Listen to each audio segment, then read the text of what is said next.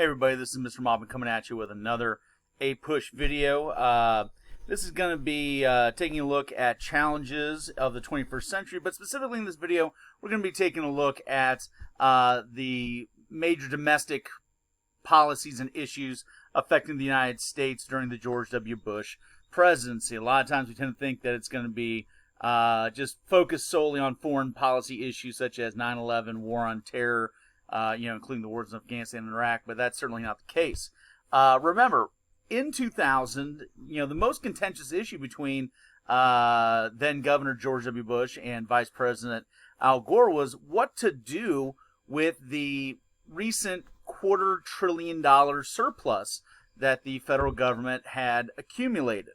And basically, whereas Al Gore wanted to kind of pay down the debt, Bush wanted to take that money and continue to, keep the economy roaring along and give that money back. So when we see Bush win the election, we do start to see that take place. We start to see the Bush administration begin to pay checks to hundreds of millions of Americans, giving them hundreds of dollars worth of checks to basically give back that surplus.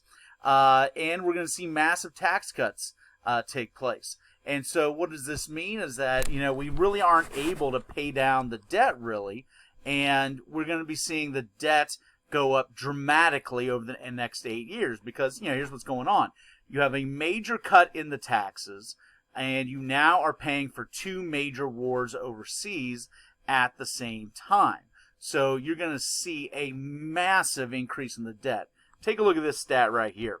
We will see the entire national debt double during the George W. Bush presidency, meaning the entire history of our nation's debt will be equalized by just 8 years of the George W. Bush presidency. So, this is where we really start to get into the modern, colossal, huge annual budget deficits that we kind of know today. Now, on the education front, we also see the creation of No Child Left Behind. And when we talk about No Child Left Behind, it is kind of continuing with what his father had started with his presidency in terms of, promoting the idea of holding states accountable for the creation of adequate education plans to make sure that teachers are held accountable and students are held accountable.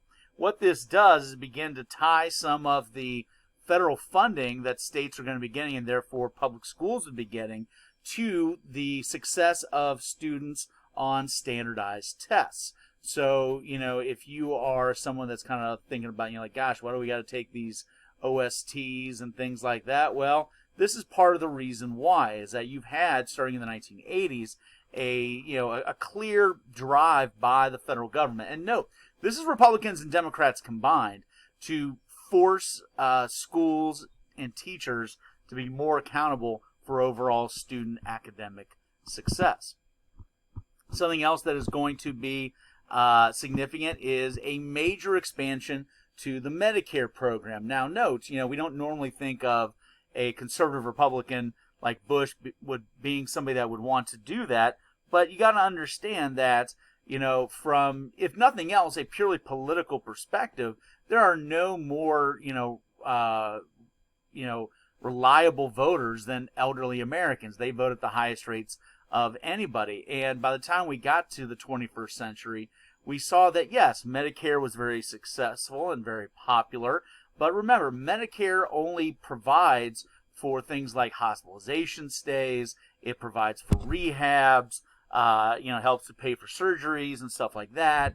But it does not pay in its original form the cost of prescription drugs, which, was becoming more and more common for elderly people to be taking prescription drugs for all sorts of maladies, and the costs of those going up significantly. Now, note, all right, this is going to be a popular move, but conservatives are going to be arguing, and budget hawks in general are going to be arguing, that this is going to serve really as just a government giveaway to the prescription drug industry, because all it does is just cover the costs of these prescription drugs. It's not the government regulating the prices of the drugs. It's basically using the same market forces, but now the government's going to be a guaranteed buyer for those that do pay into Medicare. Now, we're going to be seeing the good times of the 1990s really start to go away during the Bush presidency.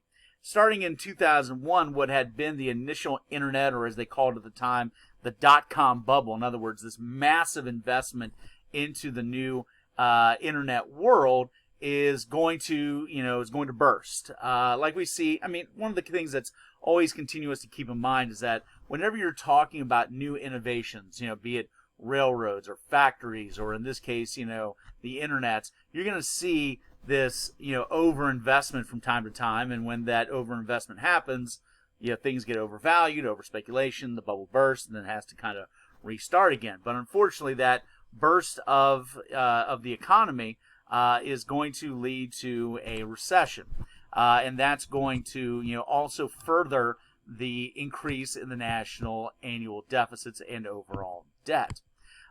With Bush being in the White House for 8 years, we're going to be seeing him having a significant impact on the U.S. Supreme Court. He'll be appointing our current U.S. Supreme Court Chief Justice John Roberts, among with a couple of others. And when you put this in tandem with the 70s and 80s, you'll see what had been back in the 1950s, 60s, a very liberal court, now truly becoming a solid conservative court, which it certainly is even more so today. So the last 40 years or so is going to be seeing this significant movement of the court to the right ideologically, and Bush is going to be playing a role with that as well. Now, that being said, we have not yet gotten to the two biggest domestic challenges of the Bush administration. The first one will be the result of a natural disaster. In the late summer of 2005, we will see Hurricane Katrina, a Category 5 hurricane, hit the Gulf of Mexico and almost have a direct course hit for the major city of New Orleans. Now, for those of you not familiar with the city of New Orleans, the city of New Orleans is actually located below sea level, and it is able to survive traditionally through a very massive and intricate set of canals and levees and things like that, dams that are able to kind of keep the water out of the city.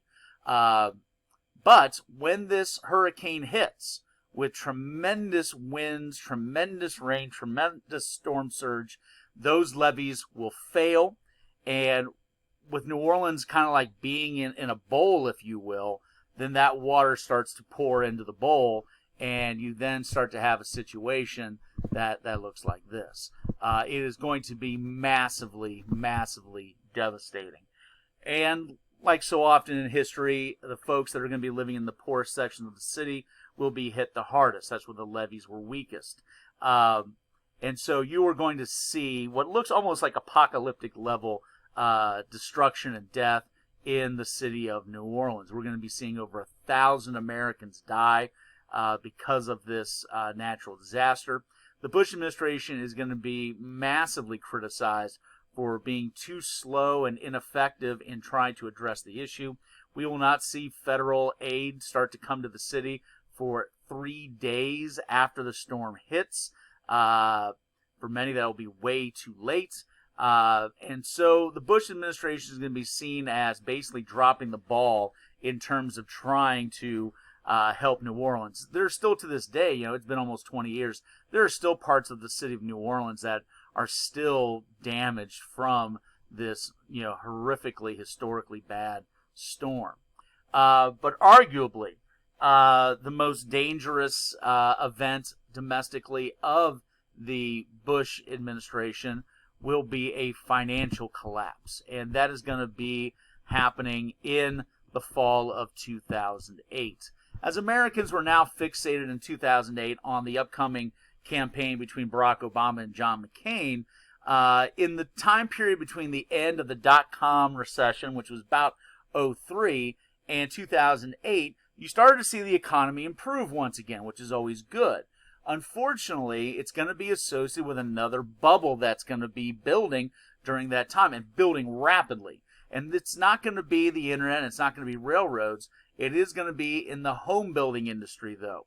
You will see massive amounts of investment in home building, part of it aided by government policies. You got to remember, going back to the end of World War II, the federal government has continued to try to make it easier and easier for people to buy a home of their own.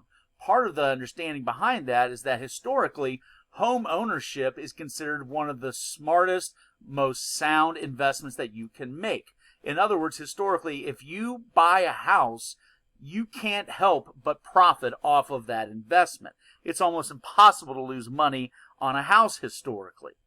But note, over the course of several decades, with more and more people more easily able to get loans, you're going to be seeing that people could get loans that really couldn't afford to pay their monthly mortgages. So you start to see more and more people in a situation where they really were precarious and might not be able to pay their monthly mortgages.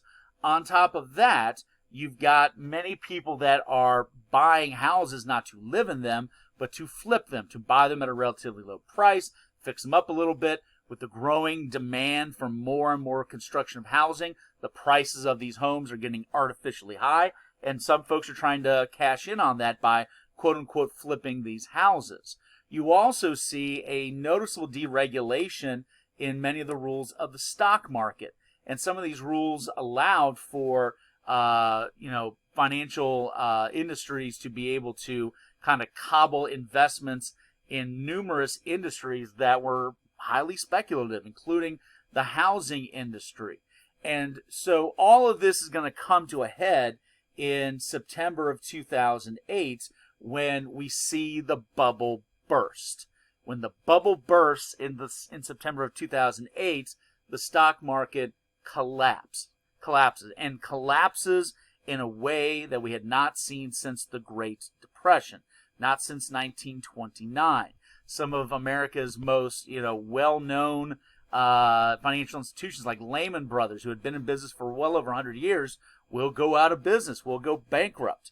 And it is so bad that we are so close to the edge of absolute, utter financial catastrophe, a la 1929, we're going to be seeing the Secretary of the Treasury coming to the President and tell the President, Hank Paulson, the Secretary of the Treasury, is going to come to President Bush and say, we need immediate, massive federal government assistance. And in the matter of just a couple days, we will see Congress pass what's going to be known as TARP, the Temporary Asset Relief Program, which will add $1 trillion of spending from the federal government almost overnight. So in other words, just in one moment, within hours of discussion, the federal government will spend $1 trillion just to keep the U.S. from falling off the cliff financially. This is going to mark the beginning of what is going to be the worst economic downturn since the Great Depression. When we take a look at what is going to be happening at the very end of the Bush administration and the beginning of the Obama administration, is going to be a massive increase in unemployment.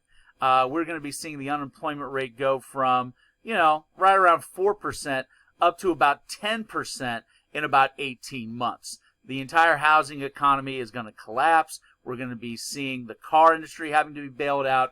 It is going to be an absolute nightmare. And once again, the worst economic downturn since the Great Depression. This happens at the very end of Bush's administration. The Bush administration, besides the passing of TARP, doesn't really have much of an opportunity to try to do anything about it. It becomes mostly Obama's responsibility when he comes into office in a couple months. But note, many are going to view the policies of the federal government in the years leading up to this, during the Bush years, as indicative of a failure of the Bush administration to offset this horrific economic collapse. We will see Bush's approval rating plummet in the 8 years that he is president, from about 90% following 9/11 down to, about 32% by the time he leaves office. All right, we'll see you next time. Bye-bye.